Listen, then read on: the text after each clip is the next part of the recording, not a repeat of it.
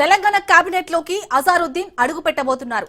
మంత్రిగా అజారుద్దీన్ నేడు ప్రమాణ స్వీకారం చేయనున్నారు. మధ్యాహ్నం 12:15 రాజ్ భవన్ లో అజారుద్దీన్ ప్రమాణ స్వీకారం చేయనున్నారు. అజారుద్దీన్ తో గవర్నర్ జిష్ణుదేవ్ వర్మ ప్రమాణం చేయించనున్నారు. అజారుద్దీన్ ప్రమాణ స్వీకార కార్యక్రమానికి సీఎం రేవంత్ మంత్రులు హాజరు కానున్నారు.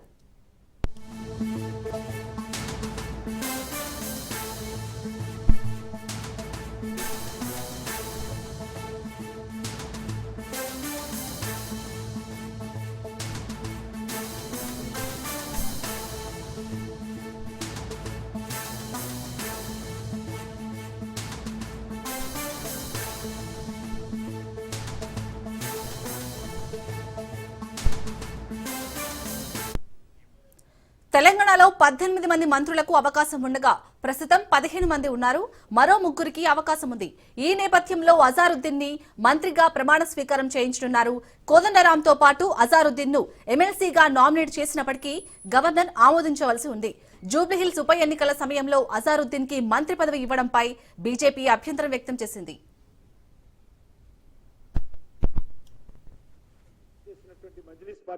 ఎందుకు తమ పతంగు గుర్తు మీద మజ్లిస్ పార్టీ గుర్తు మీద పోటీ చేయడం లేదో ఓల్డ్ సిటీ ప్రజలు మజ్లిస్ పార్టీని నిలదీయాల్సిన అవసరం ఉంది. ఎవరి సూట్ కేసుల కమ్ముడిపోయింది మజ్లిస్ పార్టీ? ఎవరి ఒత్తిడికి ఈ రోజు తమ అభ్యర్థినే కాంగ్రెస్ పార్టీకి అద్దెకిచ్చిందో చెప్పాల్సినటువంటి అవసరం ఉంది. జూబ్లీహిల్స్ పరిమితానికి సంబంధించినటువంటి కాంగ్రెస్ అభ్యర్థి ఏ రకంగా మంత్రివర్గంలో చేర్చుకుంటారో, ఏ రకంగా కాంగ్రెస్ పార్టీ ప్రభుత్వం దిగజారిందో తెలంగాణ ప్రజలు ఆలోచించాల్సిందిగా నేను ఈ సందర్భంగా కోరుతా ఉన్నాను. చూస్తా ఉన్నాను, జూబ్లీహిల్స్ లో నేను కూడా గత కొన్ని రోజులుగా ప్రచారం చేస్తా ఉన్నాను. పోలీసులు బెదిరిస్తున్నారు, అక్రమ కేసులు పెట్టి కొంతమందికి జైలుకు పంపించడం జరిగింది, బెదిరించి పార్టీ ఫిరాయింపులకు ప్రోత్సహిస్తున్నారు. ఏమైనా పర్వాలేదు, మజ్లిస్ పార్టీ కాళ్ళు పట్టుకుంటాము, అజారుద్దీన్ మంత్రి చేస్తాము, ప్రత్యర్థుల మీద దాడులు చేస్తాము, జైలుకు పంపిస్తాము, బెదిరించి ఆశ పెట్టి పార్టీలో చేర్చుకుంటాము, కానీ జూబ్లీహిల్స్ గెలవాలి అనేటువంటి ఒక దుర్మార్గపు ఆలోచనతో కాంగ్రెస్ పార్టీ వివరించడం ఏదైతున్నదో ఈరోజు ప్రజల అజారుద్దీన్ కు మంత్రి పదవి వస్తుండటంతో ఇటు బీజేపీ బీఆర్ఎస్ అలర్ట్ అయ్యాయి. జూబ్లీహిల్స్ ఎన్నికపై ప్రభావం చూపించే విధంగా కాంగ్రెస్ నిర్ణయం ఉండటం, దానికి అనుగుణంగా గవర్నర్ కార్యాలయం నుంచి మంత్రివర్గ విస్తరణకు గ్రీన్ సిగ్నల్ రావడంతో కేంద్ర ఎన్నికల కమిషన్ ను ఆశ్రయించింది గులాబీ దళం. 1-2 రోజుల్లో జరిగే పరిణామాల ఆధారంగా కేంద్ర ఎన్నికల కమిషన్ ను కలిసేందుకు బీజేపీ లీగల్ టీం కూడా రెడీ అవుతుంది. అటు బీఆర్ఎస్ నుంచి ఫిర్యాదులు రావడంతో తెలంగాణ సీఈఓ కేంద్ర ఎన్నికల సంఘానికి లేఖ రాసింది. బీజేపీ బీఆర్ఎస్ ఫిర్యాదులపై క్లారిటీ కోరింది.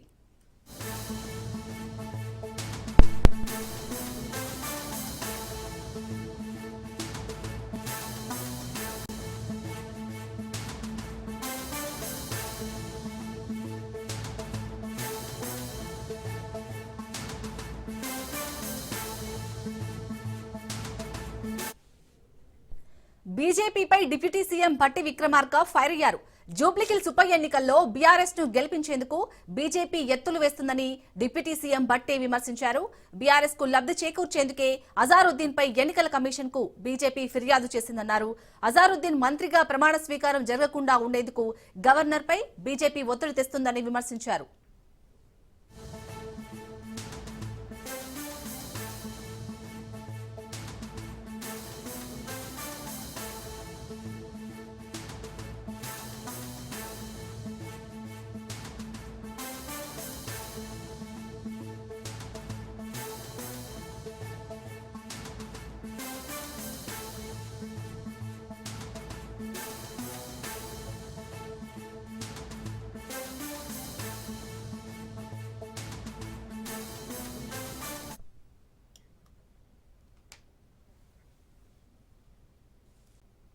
తెలంగాణ కేబినెట్ లోకి అజారుద్దీన్ అడుగు పెట్టబోతున్నారు. మంత్రిగా అజారుద్దీన్ నేడు ప్రమాణ స్వీకారం చేయనున్నారు. కాసేపట్లో రాజ్ భవన్ లో అజారుద్దీన్ ప్రమాణ స్వీకారం చేయనున్నారు. అజారుద్దీన్ తో గవర్నర్ జిష్ణుదేవ్ వర్మ ప్రమాణం చేయించనున్నారు. అజారుద్దీన్ ప్రమాణ స్వీకార కార్యక్రమానికి సీఎం రేవంత్ మంత్రులు హాజరు కానున్నారు.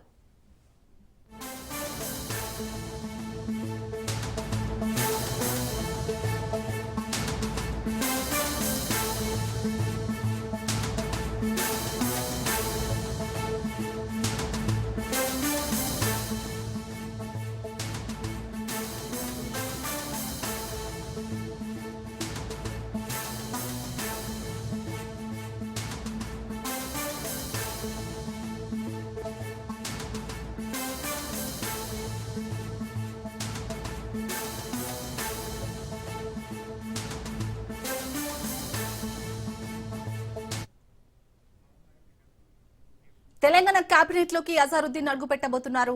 మంత్రిగా అజారుద్దీన్ నేడు ప్రమాణ స్వీకారం చేయనున్నారు. కాసేపట్లో రాజ్ భవన్ లో అజారుద్దీన్ ప్రమాణ స్వీకారం చేయనున్నారు. అజారుద్దీన్ తో గవర్నర్ జిష్ణుదేవ్ వర్మ ప్రమాణం చేయించనున్నారు. అజారుద్దీన్ ప్రమాణ స్వీకార కార్యక్రమానికి సీఎం రేవంత్ మంత్రులు హాజరు కానున్నారు. రైట్, ఇక ఇదే అంశానికి సంబంధించి పూర్తి డీటెయిల్స్ మా ప్రతినిధి పవన్ అందిస్తారు. పవన్, మరి కాసేపట్లో ఇటు రాజ్ భవన్ లో అయితే అజారుద్దీన్ మంత్రిగా ప్రమాణ స్వీకారం చేయబోతున్నారు. సో ఇప్పటివరకు ఎవరెవరు హాజరయ్యారు రాజ్ భవన్ కి, ఎవరెవరు వస్తున్నారు, అప్డేట్స్ ఏంటి? మరికొద్ది సేపట్లో అజారుద్దీన్ మంత్రిగా యొక్క ప్రమాణ స్వీకారం చేయనున్నారు. మైనార్టీ కోటాలో అజారుద్దీన్కి దీనికి సంబంధించి మరికొద్ది సేపట్లో గవర్నర్ బిష్ణుదేవ్ వర్మ కూడా దీనికి సంబంధించి యొక్క ప్రమాణ స్వీకారం చేయనున్నారు. అయితే మొత్తానికి చూస్తే మాత్రం మరికొద్ది సేపట్లో సీఎం రేవంత్ రెడ్డి కూడా ఇప్పటికే రాజ్భవన్ కూడా చేరుకోనున్నారు. అయితే మొత్తానికి చూసి ఇప్పటికే మంత్రులతో పాటు ఎమ్మెల్యేలు కూడా ముఖ్యంగా ఆహ్వానించిన అందరూ కూడా ఒక్కొక్కరుగా ఇప్పటికే రాజ్భవన్ కూడా చేరుకుంటున్న పరిస్థితి చూస్తున్నాము. ఎందుకంటే ఈ నేపథ్యంలో మైనార్టీ కోటాలో అజారుద్దీన్కి యొక్క మంత్రి పదవి ఇప్పటికే దీనికి సంబంధించి మరికొద్ది సేపట్లో ప్రమాణ స్వీకారం చేసిన నేపథ్యంలో మైనార్టీలు కూడా చాలా పెద్ద ఎత్తున హాజరయ్యే అవకాశం కూడా ఉంటుంది. ఎందుకంటే ఇప్పటికే ఒక మైనార్టీ కోటాలో దీనికి సంబంధించి అజారుద్దీన్కి మైనార్టీ సంక్షేమ సంబంధించిన శాఖ యొక్క కేటాయిస్తారని మాత్రం ప్రధానంగా ఊహాగానాలు కూడా వినిపిస్తున్నాయి. ఎందుకంటే ఇప్పటికే కేబినెట్లో 2 యొక్క మంత్రికి సంబంధించిన ఖాళీలు ఉన్నాయి కాబట్టి ఒక శాఖ మాత్రము దీనికి సంబంధించి అజారుద్దీన్కి కేటాయిస్తారని మాత్రం ఊహాగానాలు కూడా వినిపిస్తున్నాయి. అయితే ఈ యొక్క ప్రమాణ స్వీకారం తర్వాత ఏ శాఖ కేటాయిస్తారనేది మాత్రము కొంత క్లారిటీ వచ్చే అవకాశం కూడా కనిపిస్తుంది. అయితే మాత్రం ఇందులో చూస్తే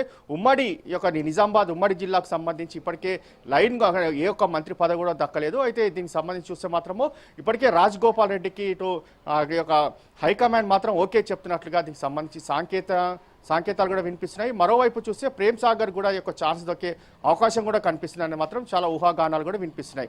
మరోవైపు ఈ యొక్క అజారుద్దీన్ సంబంధించి ఈ యొక్క ప్రమాణ స్వీకారం తర్వాత డిసెంబర్లో మరోసారి ఈ యొక్క మంత్రి విస్తరణ అంటే కేబినెట్లో యొక్క మంత్రి విస్తరణ కూడా ఉండే అవకాశం కూడా కనిపిస్తుంది. ఎందుకంటే ఇప్పటికీ ఈ యొక్క ఖాళీలను కూడా భర్తీ చేసే విధంగా కూడా రేవంత్ రెడ్డి దీనికి సంబంధించి కూడా హైకమాండ్తో ఎప్పటికప్పుడు ఒక చర్చలు కూడా కొనసాగిస్తున్న పరిస్థితి కూడా చూస్తున్నాము. అయితే ఇప్పటికే అజారుద్దీన్ మరికొద్ది సేపట్లో యొక్క గవర్నర్ కూడా దీనికి సంబంధించి ఒక ప్రమాణ స్వీకారం చేయించనున్నారు. దాని తర్వాత దీనికి సంబంధించి ఏ శాఖ కేటాయిస్తారని మాత్రము చాలా క్లారిటీగా మనకు తెలిసే అవకాశం కూడా కనిపిస్తుంది. ఎందుకంటే ఇప్పటికే ఊహాగానాల ప్రకారం చూస్తే మాత్రము మైనార్టీ సంక్షేమ శాఖ యొక్క కేటాయిస్తారా లేకపోతే హోంశాఖకు సంబంధించి కేటాయిస్తారా అనేది మాత్రము కొంత దీనిపైన 2 ఊహాగానాలు కూడా వినిపిస్తున్న నేపథ్యంలో ప్రమాణ స్వీకారం అనంతరం కూడా దీనికి సంబంధించి పూర్తిగా యొక్క ఏ శాఖ కేటాయిస్తారని మాత్రం క్లారిటీ వచ్చే అవకాశం కూడా కనిపిస్తుంది. అయితే ఇప్పటికే యొక్క రాజ్భవన్కి అజారుద్దీన్ కూడా చేరుకున్నారు. అజారుద్దీన్ వెంట కొంతమంది మైనార్టీ నేతలు కూడా ఇప్పటికే రాజ్భవన్ కూడా చేరుకున్న పరిస్థితి చూస్తున్నాము. మంత్రులతో పాటు దీనికి సంబంధించి సీఎం రేవంత్ రెడ్డి కూడా హాజరవుతారు. హాజరైన నేపథ్యంలో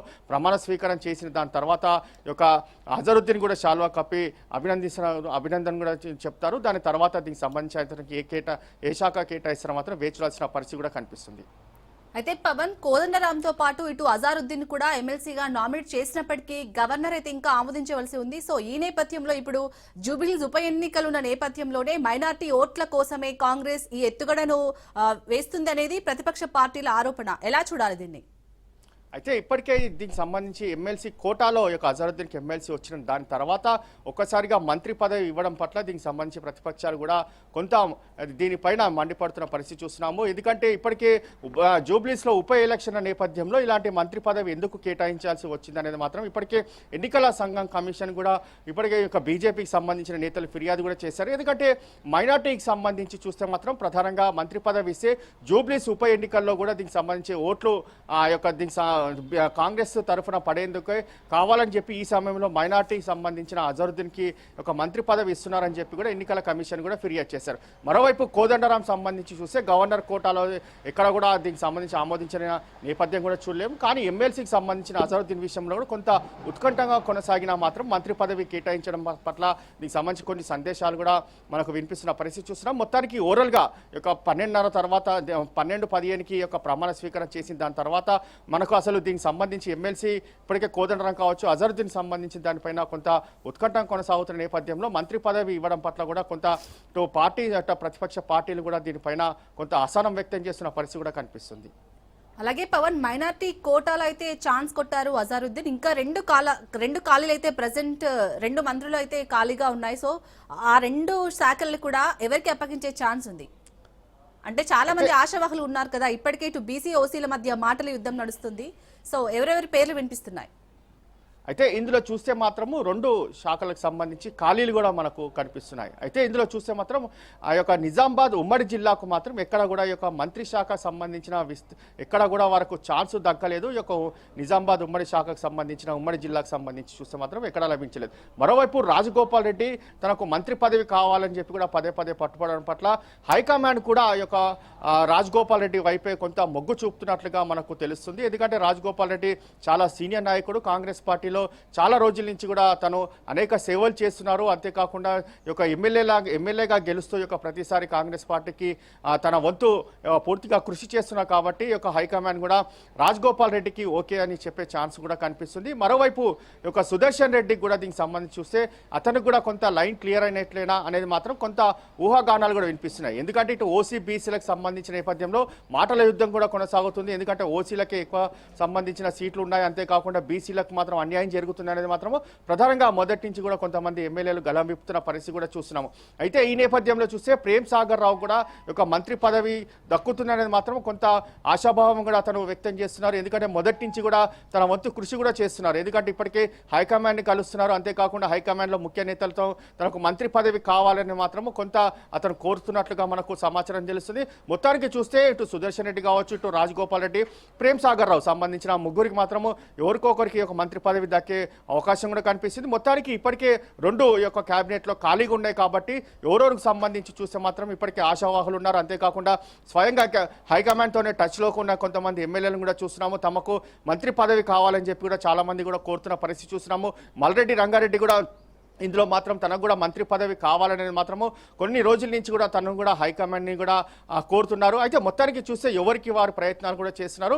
అయితే మంత్రి పదవిలో హైకమాండ్ మాత్రం ఎవరికి చోటు ఇస్తుంది, ఇటు ఓసీ కావచ్చు, ఇటు బీసీకి సంబంధించిన వారంతా కూడా ఇప్పుడు ఎంతమంది ఎమ్మెల్యేలు ఉన్నారో అంత ఒక మంత్రి పదవిలో దీనికి సంబంధించి కొనసాగుతున్న ఓసీలు కావచ్చు, బీసీలు కావచ్చు, అంతేకాకుండా జిల్లాల వారిగా ఎవరెవరికి అన్యాయం జరిగిందో ఆ జిల్లాలకు సంబంధించి కూడా మంత్రి పదవి ఇచ్చే విధంగా కూడా ఇప్పటికే హైకమాండ్ ఒక ప్రణాళిక రూపొందించుకున్నట్లుగా తెలుస్తుంది. ఆ రూపొందించుకున్న నేపథ్యంలోనే ఎక్కడైతే ఖాళీ సంబంధించిన 2 స్థానాలు ఉన్నాయో డిసెంబర్లో అప్పుడు విస్తరణ కూడా కొనసాగే అవకాశం కూడా మనకు కనిపిస్తుంది. అప్పుడు మాత్రము ఎవరికి అన్యాయం జరగకుండా హైకమాండ్ మాత్రము ఆ యొక్క అడుగులు ముందుకు వేస్తూ దానికి సంబంధించి ఎవరికి ఇవ్వాలనేది మాత్రము ఇప్పటికే దీనిపైన కసరత్తు కూడా చేసినట్లుగా మనకు తెలుస్తుంది.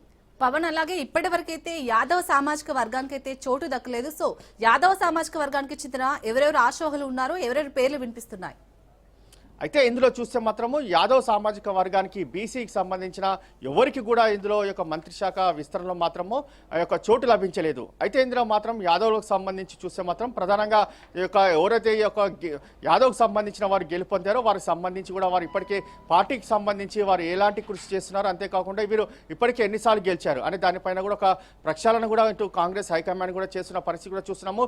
యాదవ్ సామాజిక వర్గానికి మాత్రము ఒక మంత్రి శాఖ ఇవ్వాలి అనేది మాత్రం ప్రధానంగా హైకమాండ్ ముందు నుంచి కూడా దీనికి సంబంధించి చూస్తున్నారు. ఎందుకంటే యాదవ్ సామాజిక సంబంధించి పూర్తిగా ఇటు తెలంగాణ వ్యాప్తంగా కూడా చాలా మంది ఓటు హక్కు ఉంది. కాబట్టి యాదవ్ సామాజిక వర్గాన్ని కూడా ఎక్కడ కూడా అన్యాయం చేయకుండా వారి ప్రణాళిక కూడా దీనికి సంబంధించి హైకమాండ్ కూడా చర్చిస్తున్న పరిస్థితి చూస్తుంది. మొత్తానికి ఓవరాల్గా చూస్తే బీసీలకు కావచ్చు, అన్ని కులాలకు సంబంధించిన కావచ్చు, అంతేకాకుండా ఓసీల ఎవరైతే అన్ని కులాలు ఉన్నారో వాళ్ళన్నీ కూడా ప్రక్షాళన చేస్తూ ఎవరెవరికి మంత్రి పదవి ఇవ్వాలనేది మాత్రం హైకమాండ్ ఇప్పటికే ఒక కసరత్తు కూడా చేస్తుంది. ఎప్పటికప్పుడు సీఎం రేవంత్ రెడ్డితో కూడా చర్చిస్తుంది. ఎందుకంటే డిసెంబర్లో ఈ యొక్క మంత్రి పదవి ఎవరెవరికి ఇవ్వాలి, దాని తర్వాత దీనికి సంబంధించి వారికి ఎవరికి ఎలాంటి అన్యాయం కాకుండా ముందుగానే దీనికి సంబంధించి ఒక ప్రణాళిక రూపొందిస్తూ ఇప్పటికే హైకమాండ్కి సంబంధించి ముందుకెళ్తున్న పరిస్థితి కూడా మనం చూస్తున్నాము. అలాగే పవన్, బీసీ మంత్రులను అయితే తప్పిస్తారనే వార్తలు వస్తున్నాయి. సో అంటే వాళ్ళ ప్లేస్ ఇంకా వేరే వాళ్ళని కొత్త వారికి ఛాన్స్ ఇచ్చే అవకాశం ఉందా ఇప్పుడున్న మంత్రులు? అయితే ఇప్పటికి మాత్రము కాంగ్రెస్ పార్టీలో సీనియర్ ఎమ్మెల్యేలను కాదని చెప్పి కొత్త వారికి మాత్రము మంత్రి పదవి కేటాయిస్తారు అనేది మాత్రం ప్రధానంగా కొంత ఊహాగానాలు కూడా వినిపిస్తున్నాయి. ఎందుకంటే కాంగ్రెస్ పార్టీలో ఇప్పటికే చాలా మంది సీనియర్ నాయకులు ఎమ్మెల్యేలుగా కొనసాగుతున్నారు. కొంతమందికి ఇప్పటికీ కూడా ఆ యొక్క మంత్రి పదవి దక్కని పరిస్థితి కూడా చూస్తున్నాము.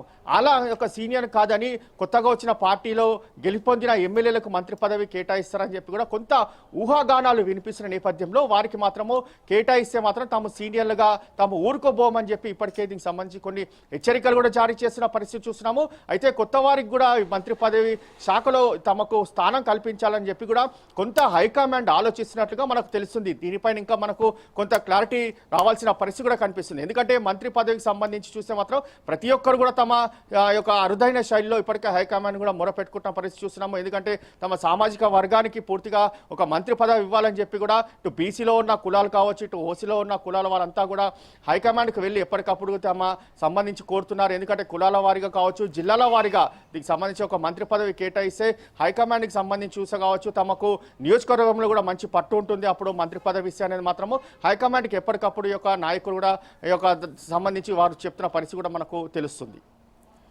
అలాగే పవన్, ఈ 1-2 రోజుల్లో జరిగే ఏవైతే పరిణామాలు జరుగుతాయో వాటి ఆధారంగానే ఇటు కేంద్ర ఎన్నికల కమిషన్ కలిసేందుకైతే ఇప్పటికే బీజేపీ లీగల్ టీం కూడా రెడీ అవుతున్నట్టుగా తెలుస్తుంది. సో ఎలా ఉండబోతుంది అనుకోవచ్చు మొత్తానికి చూస్తే దీనికి సంబంధించి ఒక బీజేపీ సంబంధించి ఇప్పటికే ఎన్నికల కమిషన్ కూడా కలిసి ఒక ఫిర్యాదు కూడా చేసిన పరిస్థితి చూస్తున్నాం. ఎందుకంటే కాంగ్రెస్ ఉప ఎన్నికల నేపథ్యంలో ఇటు కాంగ్రెస్ జూబ్లీస్ నియోజకవర్గంలో ఎక్కువ శాతం అంటే సగానికి పైగా మైనార్టీ ఓట్లు ఉన్నాయి. కాబట్టి ఒక ముస్లింలకు ఇప్పుడు ఒక మైనార్టీ శాఖకు సంబంధించి ఒక స్థానం కల్పిస్తే మైనార్టీ ఓట్లన్నీ కూడా కాంగ్రెస్ వైపు మల్లుతాయని చెప్పి కూడా దీనికి సంబంధించి బీజేపీ ఇప్పటికే ఎన్నికల కమిషన్ కూడా ఫిర్యాదు చేసిన నేపథ్యంలో అంతా హడావుడిన ఇప్పుడు ఉప ఎలక్షన్ జరుగుతున్న నేపథ్యంలో ఇప్పుడు ఎందుకు యొక్క మంత్రి పదవి ఇవ్వాల్సి వచ్చిందనేది మాత్రం ఇటు బీఆర్ఎస్ కావచ్చు, అటు బీజేపీ కూడా ప్రశ్నిస్తున్న పరిస్థితి చూస్తున్నాం. అయితే ఇన్ని రోజుల నుంచి లేని ఇప్పుడే యొక్క హడావుడిన యొక్క మంత్రి పదవి ఎందుకు ఇవ్వాలనే దానిపైన కూడా బీజేపీ దీనిపైన కూడా దీనికి సంబంధించి ఫిర్యాదు చేసిన నేపథ్యంలో దీనికి సంబంధించి ఎన్నికల కమిషన్ ఎలాంటి చర్య తీసుకుంటుందో అనేది మాత్రం వేచి చూడాల్సిన పరిస్థితి కనిపిస్తుంది. మరికొద్ది సేపట్లో ఒక మంత్రిగా అజారుద్దీన్ కూడా ప్రమాణ స్వీకారం చేస్తారు. దాని తర్వాత అతనికి ఏ శాఖ కేటాయిస్తారని మాత్రం కూడా మనకు కొంత క్లారిటీ వస్తుంది. దాని తర్వాత దీనికి సంబంధించి నెక్స్ట్ మంత్రివర్గ విస్తరణ ఎలా ఉండబోతుంది అనేది మాత్రము చాలా ఆసక్తిగా కనిపిస్తుంది. అలాగే పవన్, మిగిలిన ఇంకా 2 ఖాళీలను ఎప్పుడు భర్తీ చేసే అవకాశం ఉంది? అయితే మిగిలిన 2 ఖాళీలకు సంబంధించి చూస్తే డిసెంబర్లో యొక్క భర్తీ చేసే అవకాశం కూడా కనిపిస్తుంది. ఎందుకంటే ఇప్పుడు నవంబర్లో యొక్క జూబ్లీస్ ఉప ఎలక్షన్లకు సంబంధించి కూడా మనం చూస్తున్నాము. అయితే 11వ తారీఖు పోలింగ్ ఉంటుంది, 14వ తారీఖు కౌంటింగ్ ఉంటుంది. దాని తర్వాత పూర్తిగా ప్రక్షాళన కూడా చేస్తారు.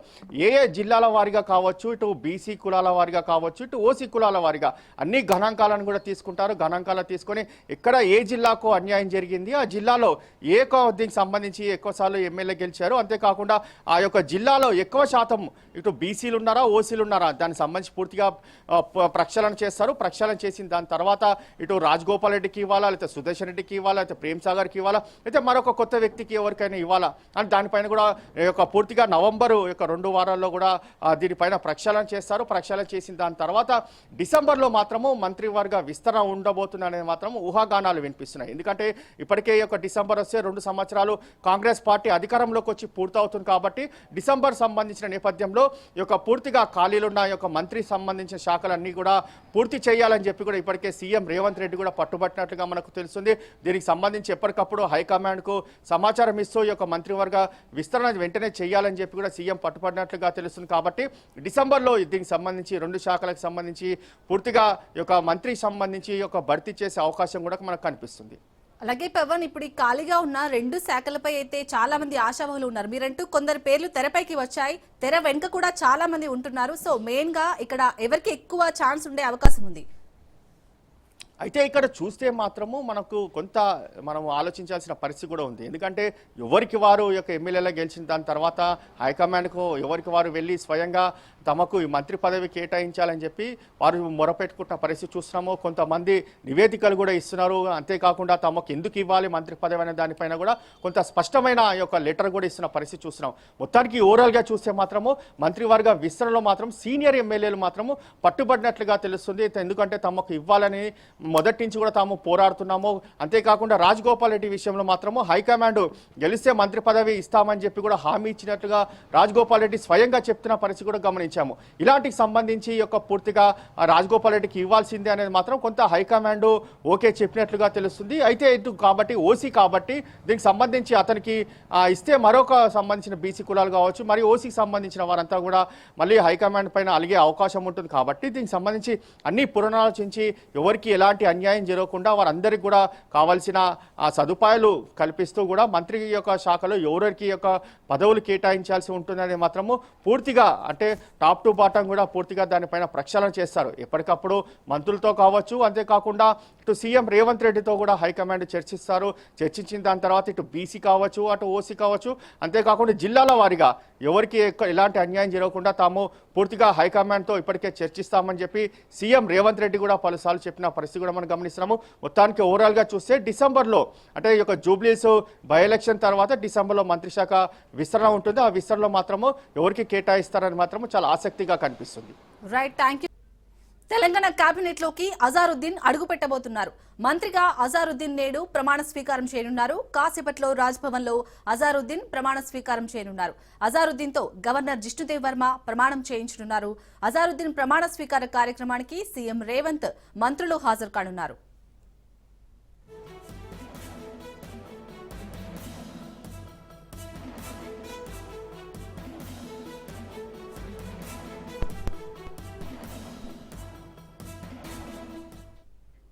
రైట్, ఇక మరి కాసేపట్లో అయితే రాజ్భవన్ లో అజారుద్దీన్ ప్రమాణ స్వీకారం చేయబోతున్నారు. దీనికి సంబంధించి పూర్తి డీటెయిల్స్ రాజ్భవన్ నుంచి.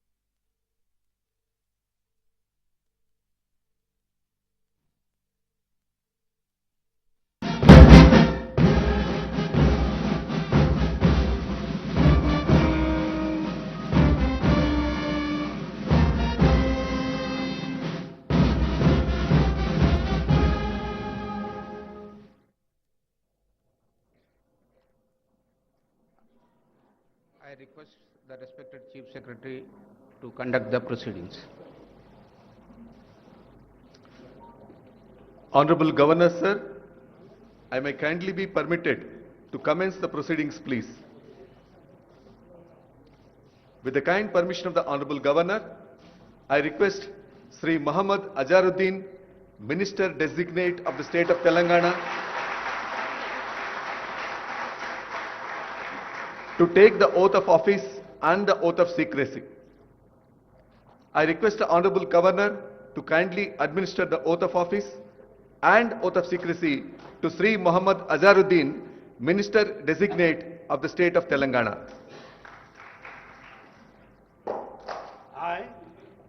I, Muhammad Azaruddin, do swear in the name of Allah that I will bear true faith and allegiance to the Constitution of India as by law established, that I will uphold the sovereignty and integrity of India, that I will faithfully and conscientiously discharge my duties as Minister for the State of Telangana, and that I will do right to all manner of people in accordance with the Constitution and the law, without fear or favor, affection or ill will.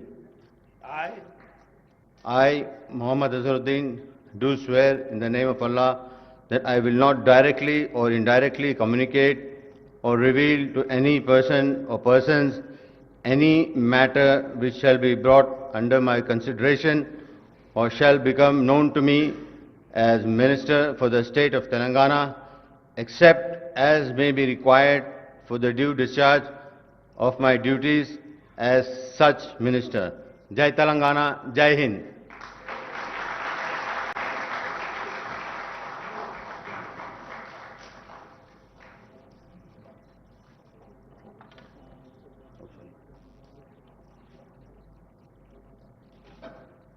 Thank you. Thank you.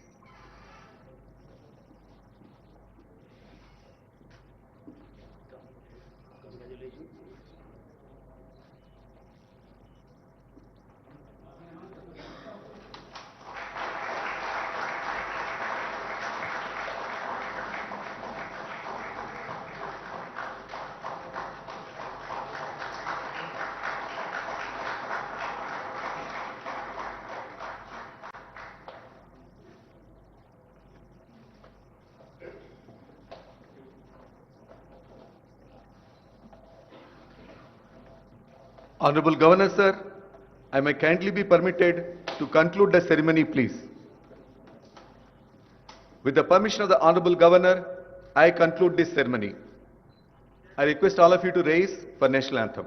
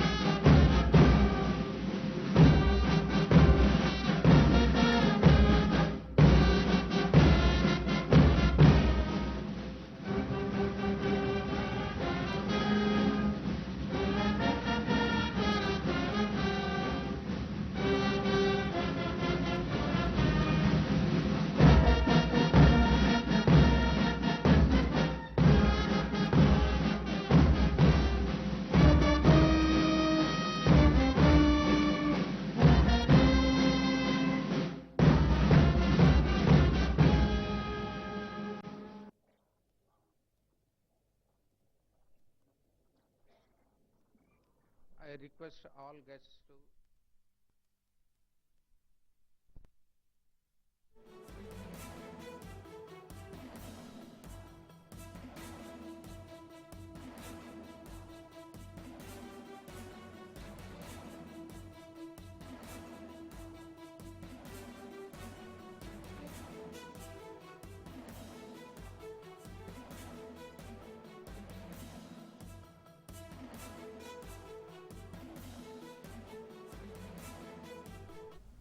Azharuddin అడుగు పెట్టారు.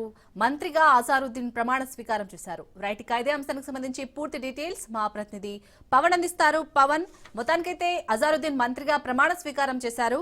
అసలు ఇప్పుడు మంత్రిగా ప్రమాణ స్వీకారం చేశారు, కానీ ఇప్పుడు ఏ శాఖ కేటాయిస్తారనే చర్చ కూడా ఆల్రెడీ నడుస్తుంది. సో ఏ శాఖను కేటాయించే అవకాశం ఉంది? కొద్దిసేపటి క్రితం మంత్రిగా అజారుద్దీన్ యొక్క ప్రమాణ స్వీకారం చేశారు. 2009లో యొక్క కాంగ్రెస్లో జాయిన్ అయిన యొక్క అజారుద్దీన్ ఈ యొక్క మొట్టమొదటిసారిగా యొక్క మంత్రి పదవి కూడా అతనికి దక్కింది. చూస్తే మాత్రం ప్రధానంగా మైనార్టీ శాఖకు సంబంధించి అతనికి శాఖ కేటాయిస్తారనేది మాత్రము ఇప్పటికే దీనిపైన కొంత సమాచారం ఉంది. అయితే ఇందులో మాత్రము యొక్క రెండో విడత యొక్క మంత్రి విస్తరణ కూడా ముగిసింది. అయితే ఈ యొక్క గవర్నర్గా బిష్ణుదేవ్ వర్మ కూడా దీనికి సంబంధించి యొక్క మంత్రిగా యొక్క ప్రమాణ స్వీకారం కూడా చేయించారు. అయితే ఈ నేపథ్యంలో చూస్తే మాత్రము ప్రధానంగా యొక్క మంత్రి శాఖలో ఎలాంటి యొక్క మంత్రి శాఖ విధిస్తారు అనేది మాత్రము చర్చనీయాంశంగా మారింది. ఎందుకంటే ఇప్పటికే మైనార్టీకి సంబంధించిన సంక్షేమ శాఖ కేటాయిస్తారనేది మాత్రము ప్రధానంగా కొంత ఊహాగానాలు వినిపిస్తున్నా ఈ యొక్క హోంశాఖ కూడా ఖాళీగా ఉంది కాబట్టి హోంశాఖ ఇస్తారనేది మాత్రము దానిపైన కూడా కొంత ప్రచారం కూడా కొనసాగుతుంది. అయితే మాత్రము ఈ యొక్క దీనికి సంబంధించి సీఎం రేవంత్ రెడ్డి కూడా శుభాకాంక్షలు చెప్పారు. ఈ యొక్క డిప్యూటీ సీఎం కూడా బట్టి ఈ యొక్క శుభాకాంక్షలు చెప్పిన పరిస్థితి కూడా మనం చూస్తున్నాము. మొత్తానికి ఓవరాల్గా చూస్తే మాత్రము ఇప్పటికే ఈ యొక్క మంత్రి శాఖ విస్తరణలో మాత్రం ఇప్పటికే 16గా యొక్క సంఖ్య కూడా చేరుకున్న పరిస్థితి చూస్తున్నాము. ఎందుకంటే అజారుద్దీన్తో 16 మంది ఇప్పటికే మంత్రిగా యొక్క దీనికి సంబంధించి కూడా కొనసాగుతున్నారు కాబట్టి ఇందులో మాత్రం అజారుద్దీన్కి ఏ శాఖ కేటాయిస్తారని మాత్రం చాలా కీలక చర్చనీయాంశంగా మారింది. మరోవైపు చూస్తే మాత్రం అజారుద్దీన్ సంబంధించి చూస్తే ఇప్పటికే కొంత యొక్క ఎమ్మెల్సీగా అతనికి నామినేటివ్ పోస్ట్ వచ్చిన నేపథ్యంలో అతనికి మంత్రి పదవి ఇవ్వడము అటు బీజేపీ కావచ్చు అటు బీఆర్ఎస్ సంబంధించి కూడా కొంత దీనిపైన అసహనం వ్యక్తం చేసిన పరిస్థితి కనిపిస్తుంది. ఏకంగా ఎన్నికలకు సంబంధించిన అధికారికి బీజేపీ యొక్క ఫిర్యాదు కూడా చేసింది. ఎందుకంటే జూబ్లీస్ ఉప ఎన్నికల నేపథ్యంలో ఈ యొక్క మంత్రి పదవి ఎందుకు ఇంత అత్యవసరంగా ఇవ్వాల్సి వచ్చిందనే దానిపైన కూడా ఇటు బీజేపీ దీనిపైన ఫిర్యాదు చేశారు. అంతేకాకుండా ఇప్పుడు బీజేపీ సంబంధించి చూస్తే మాత్రము పూర్తిగా ఇటు ఆ యొక్క మైనార్టీ ఓట్లను జూబ్లీస్ ఎలక్షన్ల సంబంధించి కాంగ్రెస్ వైపు మలుచుకునేందుకే ఈ యొక్క మంత్రి పదవి కేటాయించారు అనేది మాత్రం ప్రధానంగా బీజేపీ దీనిపైన పూర్తిగా మండిపడుతున్న పరిస్థితి చూస్తున్నాము. ఎందుకంటే జూబ్లీ హిల్స్ ఉప ఎన్నికల్లో మైనార్టీకి సంబంధించి పూర్తిగా సగానికి సగం పైగా మైనార్టీలు ఉన్నారు కాబట్టి వారికి సంబంధించి ఓటును కాంగ్రెస్ ఇట్లా మంత్రి పదవి ఇస్తే కాంగ్రెస్కి ఓటు పడతాయని చెప్పి కూడా వారు ఒక వ్యూహ రచనతో ముందుకు వెళ్తున్నారని మాత్రం బీఆర్ఎస్ కావచ్చు, ఇటు బీఆర్ఎస్ సంబంధించిన యొక్క పూర్తిగా ఇటు కాంగ్రెస్ పార్టీ అధికార పార్టీ పైన కూడా మండిపడుతున్న పరిస్థితి చూస్తున్నాము.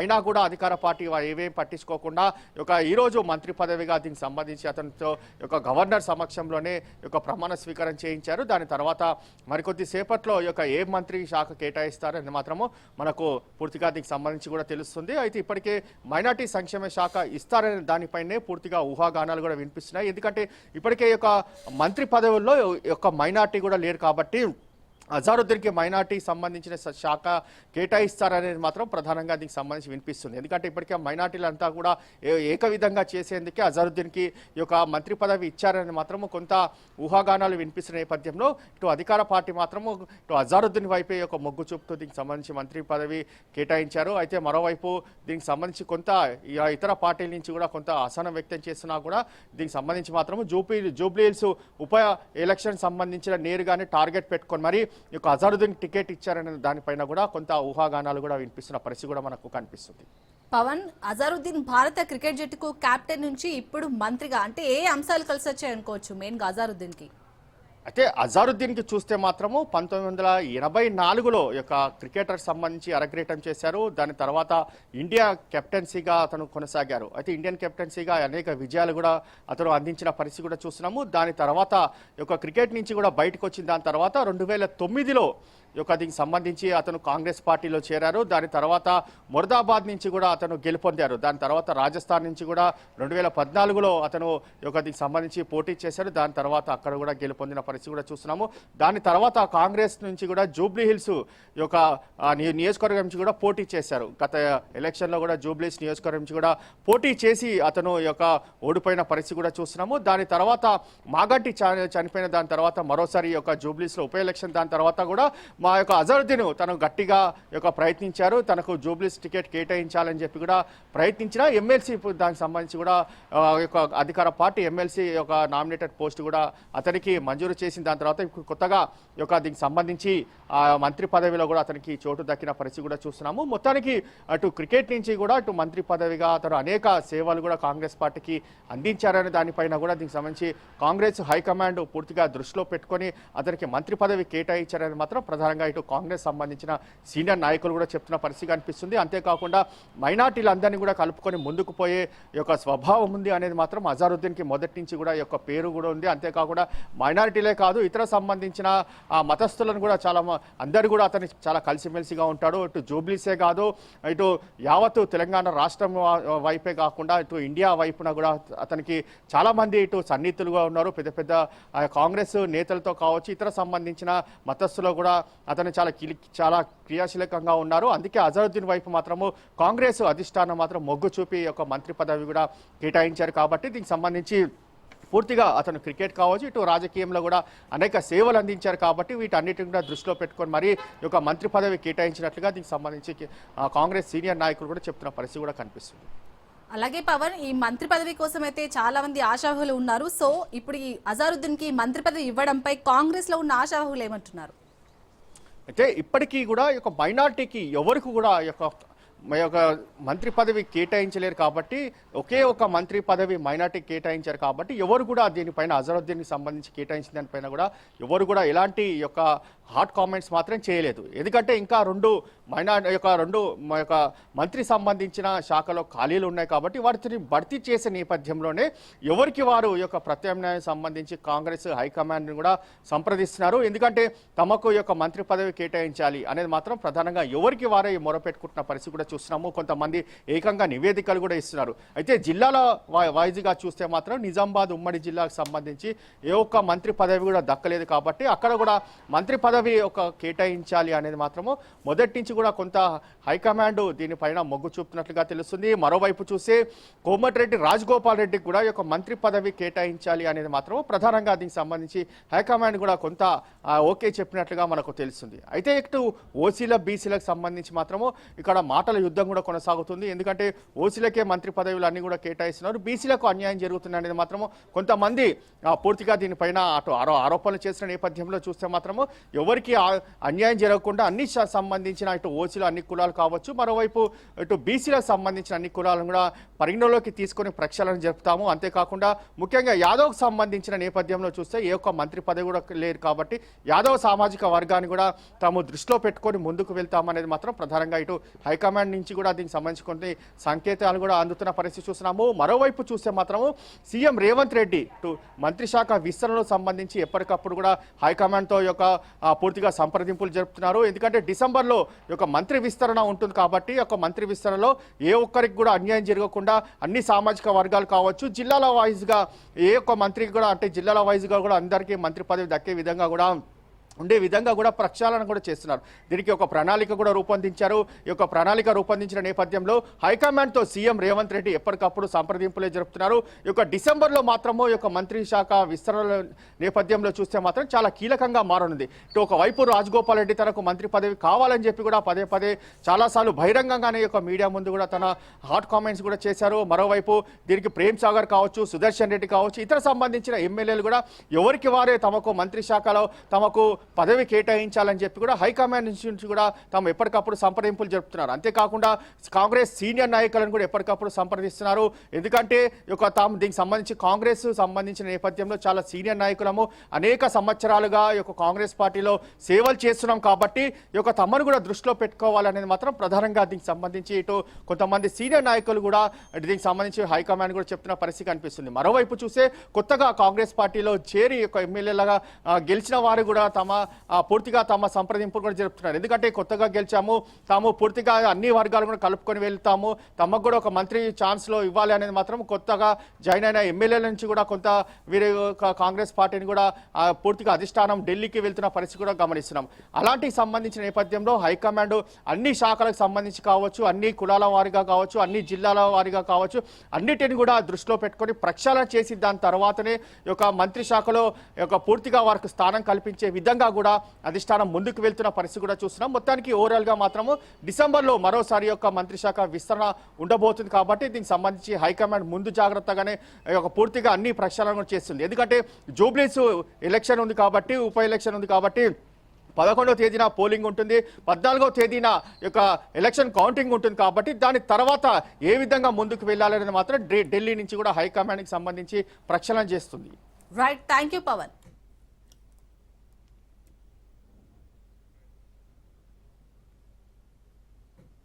మోంతా తుఫాన్ ప్రభావంతో ఖమ్మం జిల్లాలో వర్షాలు బీభత్సం సృష్టించాయి. ఈదురుగాలులు, కుండపోత వర్షాలు వరి పొలాలను ముంచెత్తాయి. ఖమ్మం, పాలేరు, మదిర, సత్తుపల్లి, వైరా నియోజకవర్గాల్లోని పరిసరాల్లో వేల ఎకరాల వరి పంట నేలమట్టమైంది. ఆరుగాలం కష్టించి పండించిన పంట కళ్ల ముందే పోతుంటే బాధగా ఉందని రైతులు ఆవేదన వ్యక్తం చేస్తున్నారు. ఎకరానికి 30 నుంచి 40 వేల రూపాయల వరకు నష్టం జరిగిందని వాపోతున్నారు. ఖమ్మం జిల్లాలో మోంతా తుఫాన్ ప్రభావానికి సంబంధించి మరింత సమాచారాన్ని మా ప్రతినిధి ఉపేందర్ అందిస్తారు. మోంతా తుఫాను ప్రభావంతో జిల్లాలో ప్రజలంతా అతలకుతలవుతున్న పరిస్థితి కనిపిస్తుంది. ప్రధానంగా ఖమ్మం జిల్లా వ్యాప్తంగా దాదాపుగా 14.8 సెంటీమీటర్ల వర్షపాతం నమోదు కావడంతో అటు వ్యవసాయ పంటలు కూడా పూర్తిగా దెబ్బతిన్న పరిస్థితి ప్రధానంగా కనిపిస్తుంది. ఖమ్మం జిల్లాలో వరి, అదేవిధంగా పత్తి పూర్తిగా అంటే నష్టపోయారు. ఈ నేపథ్యంలోనే ప్రజలు కూడా అటు ఏదైతే రైతులు కూడా కొంత ఆందోళన చెందుతున్నారు. ఆరుగాలం కష్టపడి పండించిన పంట అటు నేలమట్టం కావడంతో వారంతా కూడా కన్నీరు మున్నీరు అవుతున్న పరిస్థితి ప్రధానంగా జిల్లాలో కనిపిస్తుంది. ఇక ఏదైతే వరి పంటకు సంబంధించి అటు పాలేరు, వైరా, మదిర, సత్తుపల్లి నియోజకవర్గాల్లో భారీగా వరి సాగు చేస్తారు. ఇటు అంటే వర్షాధారంతో పాటు ఇటు అంటే ఆరుతడి పంటలుగా కూడా పత్తిని సాగు చేస్తున్న నేపథ్యంలోనే ఈ మోంతా తుఫాను ప్రభావంతో మాత్రం పూర్తిగా నష్టపోయే పరిస్థితి వచ్చిందని చెప్పేసి అయితే రైతులైతే వాపోతున్న పరిస్థితి కనిపిస్తుంది. ఇక ఏదైతే గతంలో అంటే మిర్చి కావచ్చు, అదే విధంగా పత్తితో పాటు ఇటు పొలాలు పూర్తిగా అటు నేలమట్టం కావడంతో వారంతా కూడా కొంత వాటిని చూసి బోరున విలపిస్తున్న పరిస్థితి ప్రధానంగా కనిపిస్తుంది. ఇప్పటికే ఈ పంటకు సంబంధించి ఏదైతే పాలేరు నియోజకవర్గ వ్యాప్తంగా కూడా దాదాపుగా 1000 ఎకరాలు కూడా పూర్తిగా నష్టపోయిన పరిస్థితి ఉంది. ఇదంతా కూడా వరి పంట పూర్తిగా నేలమట్టం కావడంతో వారంతా కూడా కొంత ఆందోళన చెందుతున్నారు. ఇటు అన్ని వాగులు వంకలు పొంగి పొరలడంతో అటు పొలాలను కూడా అంటే ఎడతెరిపి లేని వర్షం నేపథ్యంలోనే ప్రజలంతా కూడా వాటిని కాపాడుకునేందుకు పలు శతవిధాల ప్రయత్నాలు చేస్తున్నప్పటికీ అటు ఏదైతే రెవెన్యూ మినిస్టర్ గా ఉన్నటువంటి పొంగులేటి శ్రీనివాసరెడ్డి నియోజకవర్గంలో భారీగా ఇటు అంటే పొలాలు నష్టపోవడం జరిగింది. అయితే అటు వ్యవసాయ శాఖ మంత్రిగా ఉన్నటువంటి తుమ్మల నాగేశ్వరరావు ప్రత్యేకంగా ఇప్పటికే వ్యవసాయ శాఖ అధికారులతో ప్రత్యేకంగా అంటే పంట నష్టం అంచనాను కూడా వేయాలని చెప్పేసి అంటే అధికారులకు సూచించడంతో ఆ మండల స్థాయిలో ఉన్నటువంటి ఏఈఓలు కావచ్చు, ఏఓలు ప్రత్యేకంగా వీటిపై దృష్టి సారించారు. ఇప్పటికే ఆ పంటను కూడా అంటే నష్ట నివారణ ఎంత ఉంది అనే ప్రాథమిక అంచనా కూడా వస్తున్న పరిస్థితి ప్రధానంగా కనిపిస్తుంది. ఈ నేపథ్యంలోనే కొంతమంది రైతులు మనతో ఉన్నారు. వారిని అడిగి ఏ విధంగా నష్టపోయారో, అసలు ఈ మొంద తుఫాను ప్రభావం ఏ విధంగా ఉంది అనే విషయాన్ని వారి మాటలు అడిగి తెలుసుకుందాం. మీరు చెప్పండి, ప్రధానంగా ఇప్పటికీ తుఫాను ప్రభావంలో ఏం జరిగింది? 5:30 వరేసామండి. అంతా వర్షం వచ్చి ముందా తుఫాను వచ్చి అంత నీళ్లు ఆగి మొలకలు ఎత్తుతున్నాయి. ధాన్యం కోసే పరిస్థితి లేదు. కాబట్టి దీనికి ఏమైనా గవర్నమెంట్ నష్టపరిహారం ఉంటే ఇప్పించగలరని కోరుతున్నాం. అంటే ప్రధానంగా ఇప్పటికీ మీరు ఎన్ని ఎకరాలు సాగు చేశారు? ఇంకేమైనా పత్తి ఇటువంటి పంటలు ఏమైనా నష్టపోయాయి? మొత్తం అది వరే అండి. వరే వేసాం. మొత్తం ఇదే పరిస్థితి. 5:30 ఎకరాలు ఇక్కడ ఉన్నాయి. ఇంకా వేరే ఎక్కడ ఒక 4 ఎకరాలు అన్ని మొత్తం నేల కొరిగాయి. ఎకరానికి ఎంత అంటే పెట్టుబడి వచ్చింది? 30 నుంచి 35,000 ఖర్చు వచ్చిందండి ఎకరానికి. మరి పెట్టుబడులు పెట్టి వస్తే రావనే తెలియదు. ఈ ఎట్లా కోయాలా ఏందనేది కూడా తెలియదు. అన్ని నీళ్లు ఉన్నాయి. మొక్కలు వేసుకున్నాం ధాన్యం. అంటే ప్రధానంగా ఇప్పటికే కోతకొచ్చినటువంటి పంట ఒక్కసారిగా కళ్ళెదుటే నేలమట్టం కావడంతో వారంతా కూడా ఆందోళన చెందుతున్నారు. ప్రధానంగా చెప్పండి, మీ పంట ఇప్పుడు ఎలా ఉంది? అంటే మొంద ప్రభావం ఏ విధంగా ఉంది మీ పంట? అది ఖమ్మం జిల్లా కూసుమంది మండలం పాలేరు గ్రామం అండి. నిన్న వచ్చినటువంటి అకాల మోంద తుఫాను వల్ల నేను 10 ఎకరాలు చేశాను. 5 ఎకరాలు నా సొంతం, 5 ఎకరాలు కౌలు తీసుకొని చేశాను. మొత్తం మీద 3 ఎకరాలు మొత్తం నేలమట్టమై మొలకలు వస్తున్నాయి. రేపు దాన్ని కోయటానికి కాదు కదా, అసలు దానికి అదే రకంగా వదిలిపెట్టవలసినటువంటి పరిస్థితి. సో అందువల్ల మేము ఏమంటున్నాం అంటే మీడియా ద్వారా మాకేమన్నా రైతులకి తోచినంత ఇంచే ఏర్పాటు చేయాలని మేము కోరుకుంటున్నాం. ప్రధానంగా ఇప్పటికే రైతులు కూడా పూర్తిగా నష్టపోయారు. వారందరికీ కూడా తగు సహాయం చేయాలని చెప్పేసి ఏదైతే వారు వాపోతున్నారు. ఇక ప్రధానంగా ఏదైతే వరితో పాటు అటు మిర్చి కావచ్చు, పత్తి కూడా పూర్తిగా నష్టపోయిన పరిస్థితి కనిపిస్తుంది. మీరు చెప్పండి, ప్రధానంగా ఇప్పటికే ఈ మోంద తుఫాను ప్రభావం గత 2 రోజుల నుంచి కూడా కొనసాగుతుంది. ఇప్పటికే పంటలన్నీ కూడా నేలమట్టమయ్యాయి. ఏమనిపిస్తుంది? ఏముందండి, రైతులు మొత్తం లాస్ పోయారు. నేను 2 ఎకరాలు వేసిన మొత్తం నేల పట్లని ఇక ప్రభుత్వమే కాపాడాలి.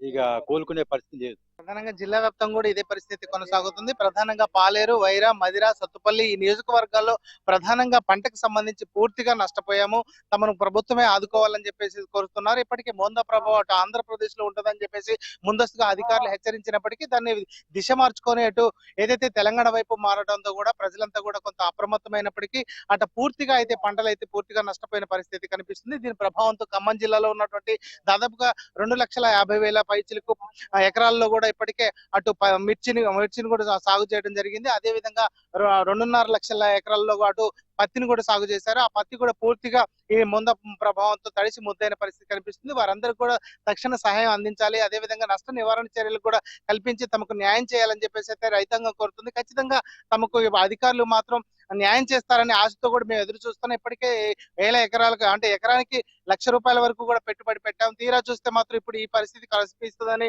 వారైతే ఆవేదన వ్యక్తం చేస్తున్న పరిస్థితి జిల్లాలో కనిపిస్తుంది. ఇది తెలంగాణ భవన్ లో బీఆర్ఎస్ వర్కింగ్ ప్రెసిడెంట్ కేటీఆర్ మాట్లాడుతున్నారు. లైవ్ లో చూద్దాం.